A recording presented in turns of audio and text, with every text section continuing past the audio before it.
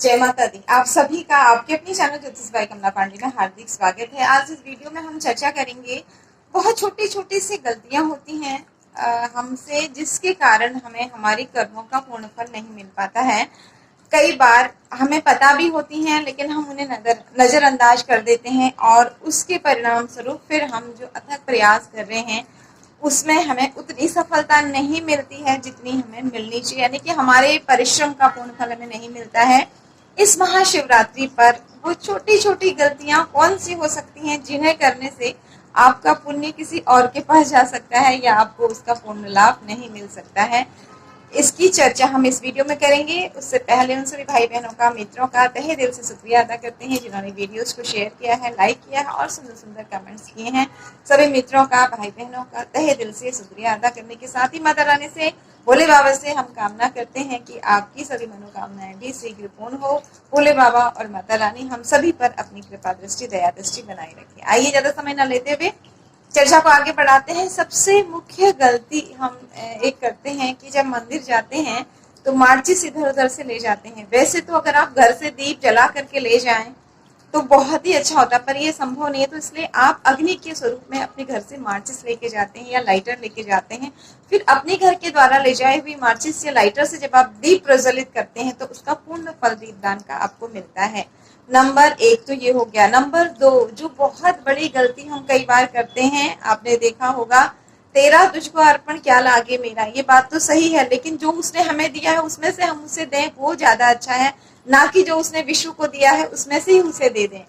हम जाते हैं मंदिर से ही जल ले करके और भोलेनाथ पर चढ़ा देते हैं। अगर आप जल का कलश घर से भर करके ले जाएंगे तो आपको यहाँ पर आपका पुण्य किसी और को, आपकी मतलब पुण्य का मतलब आपका क्रियाकलाप किसी और को पुण्य तो देगा, लेकिन उसमें से आपका पुण्य क्षीण नहीं होगा। बहुत सारी क्रियाएं ऐसी हैं जिसमें हम बिना अपना पुण्य क्षीण किए ही दूसरे को पुण्य दे सकते हैं।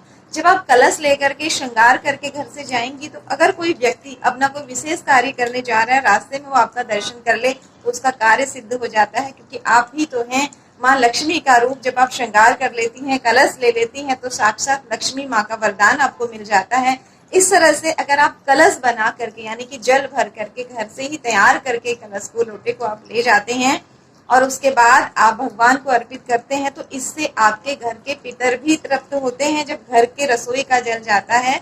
और साथ ही जो मार्ग में व्यक्ति आपको देखेगा और उसका कार्य सफल होगा, उसका पुण्य भी आपको मिलेगा। तो इस तरह से आपने अपना कार्य भी सिद्ध किया और दूसरे का भी। तो इसलिए प्रयास करें कि अपना लोटा, अपने घर का जल ले जा करके आप भगवान पर अर्पित करें। इससे आपको बहुत अधिक पुण्य की प्राप्ति होगी। और जब भी मंदिर से आए तो भगवान के प्रसाद के रूप में, ऐसा तो कहते हैं भोले बाबा के दरबार में सब कुछ अर्पित कर देना चाहिए, वापस नहीं लाना चाहिए।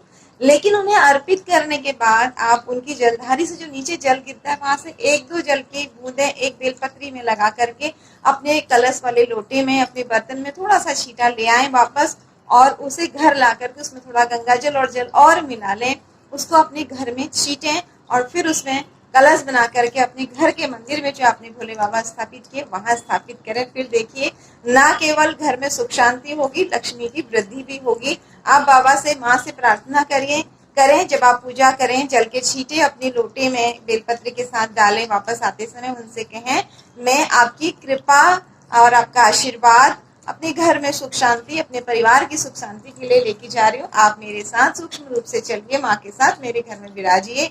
इस तरह से जब आप अपने साथ लाती हैं, कल्पना करते हैं, कल्पना में बहुत बड़ी ताकत होती है। मानसिक पूजा का आपको बहुत अधिक फल मिलता है। इसकी भी चर्चा हम आने वाले वीडियो में करेंगे कि अगर आपको कोई सामान नहीं मिलता है तो किस तरह से आप पूर्ण फल प्राप्त कर सकते हैं। इस तरह से आप जब वो उस कलश को घर में लाएंगे और उसे स्थापित करेंगे तो इससे विशेष आप खुद महसूस करेंगे। उसके छींटे आप उस दिन 2-3 प्रहर अपने घर में दीजिए उस जल के, आपको घर में अलग सुकून महसूस होगा। जितने भी घर के सदस्य हैं उन सबके माथे पर उस जल को आप लगाइए तो आपको विशेष कृपा के साथ साथ मन में शांति महसूस होगी, घर में शांति महसूस होगी। ये छोटे छोटे से कुछ उपाय हैं, इनको अगर आप करते हैं, ध्यान देते हैं तो निश्चित रूप से आपको विशेष फल मिलता है। कई बार हमारी समस्याएं पहाड़ के स्वरूप होती हैं और इन सब उपायों से, पूजाओं से वो थोड़ा कम हो रही होती हैं, लेकिन हमें लगता है हमारी समस्याएं तो खत्म हुई नहीं है, पर बहुत समय बाद आपको कभी न कभी रियलाइज होगा कि हाँ, समस्या तो बहुत बड़ी थी, लेकिन हम थोड़ी सी परेशानियों में ही निपट गए। इस तरह से अगर इन छोटी छोटी बातों का अगर आप ध्यान देते हैं तो निश्चित रूप से ये दिन बहुत ही विशेष होता है, जब हम विशेष कृपा साल भर में एक दिन में पा सकते हैं। आप इन सभी उपायों को, छोटे छोटे उपायों को जरूर करें और अपने जीवन में सकारात्मक ऊर्जाओं को महसूस करें। एक और विशेष उपाय की बात करते हैं। अगर इस दिन आप 7 काले तिल के दाने और एक काली मिर्च को मुट्ठी में बांध करके बाबा के ऊपर समर्पित करते हैं, इस भाव से कि मेरे रोग, शोक, शत्रु सब नष्ट हो रहे हैं। हमारा कोई शत्रु नहीं होता है। जब हम मन में सोच लेते हैं, काम, क्रोध, मोह, लोभ, ये भी हमारे शत्रु होते हैं। लेकिन कई बार कुछ लोग हमसे ज्वेलसी के कारण, ईर्ष्या भाव के कारण हमें परेशान कर रहे होते हैं। हमें हमेशा यह सोचना चाहिए कि हम किसी का बुरा नहीं चाहते हैं। प्रभु हमें हमारा अच्छा करिए, हमें सुरक्षा प्रदान करिए। इस भाव से, सच्चे भाव से अगर आप ये अर्पित करते हैं तो यकीन मानिए, जो लोग आपको परेशान कर रहे हैं, बाबा उनका अंतःकरण जरूर परिवर्तन में लाएंगे और कुछ न कुछ ऐसा रास्ता होगा कि आपका बचाव होता रहेगा। जब भी हम दूसरे का अमंगल ना मांगते हुए केवल अपने मंगल की कामना, अपनी सुरक्षा की कामना से कोई उपाय करते हैं तो यकीन मानिए हम भगवान के प्रिय हो जाते हैं और धीरे धीरे हमें प्रभु की कृपाएं मिलने लगती हैं। वो बात अलग है, कई बार संचित कर्मों का हिसाब इतना अधिक होता है कि हमें परेशानी होती है। जिनके विवाह नहीं हो रहे हैं, अगर लड़की है तो 108 बेलपत्र, इत्र उसमें डाल करके ले जाएं, केसर थोड़ा सा ले जाएं, गंगा जल ले जाएं और ओम ग्राम ग्रीम ग्रोम सह गुरुवे नमः, इस मंत्र को आप गूगल पे सर्च कर लीजिए। मंत्र उच्चारण गलत ना करें। और उसके बाद आप इन बेलपत्री को वहां भगवान को अर्पित करें। एक मंत्र के साथ एक बेलपत्र अर्पित करें। अगर मंदिर जाने की व्यवस्था नहीं है, भीड़ है, तो आप घर पर भी इस उपाय को कर सकते हैं। उसके बाद आसन में बैठ करके 5 माला, 7 माला या 11 माला इसी मंत्र का आप जप करें। हो सके तो रात्रि में ये करें। रात्रि आप लगभग 12:15 से 1 के बीच में या 11:45 से 1:30 के बीच में इसे करें। उसके बाद हवन करें। निश्चित रूप से आपको विशेष लाभ होगा। और अगर आप लड़के हैं तो शुक्र का मंत्र आप जप करें। और इसी तरह आपने इत्र, चंदन का इत्र होना चाहिए या गुलाब का होना चाहिए। कभी भी केवड़े का इत्र, केवड़े का पुष्प आपको भगवान शिव को अर्पित नहीं करना है।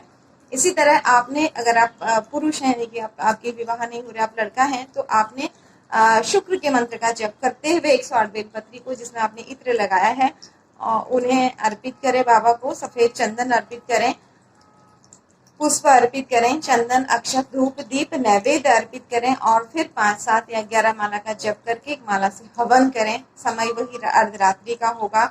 विश्वास के साथ कीजिए तो निश्चित रूप से आपको लाभ होगा। वे शिव की पूजा नहीं करनी चाहिए। अगर पति पत्नी दोनों इस दिन मंदिर जाएं, साथ में पुरुष शिव का अभिषेक पूजन करें, महिला हाथ लगाएं और महिला माँ गौरा का करें तो बहुत ही विशेष कृपा आपको प्राप्त होती है, क्योंकि ये उनके वर्षगांठ विवाह की कही जाती है। अलग अलग कथाएं हैं, वो चर्चा हम अलग वीडियो में करेंगे।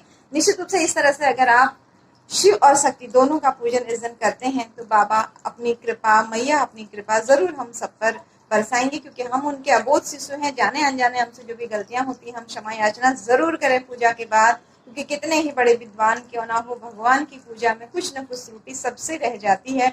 इसलिए पूजा के अंत में क्षमा याचना जरूर करें, कपूर से आरती जरूर करें।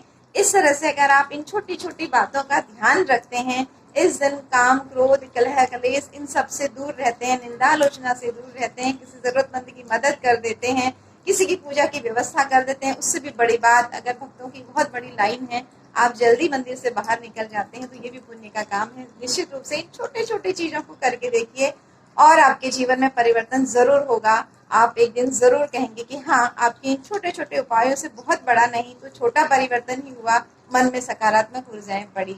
आशा करते हैं ये जानकारी आप सभी के लिए उपयोगी और मददगार साबित होंगी। प्लीज वीडियो को मैक्सिमम शेयर करें। हो सकता है आपका ये शेयर किसी और के काम आ जाए, हो सकता है आपको जरूरत ना हो लेकिन किसी और को जरूरत है इन उपायों की। जय माता दी।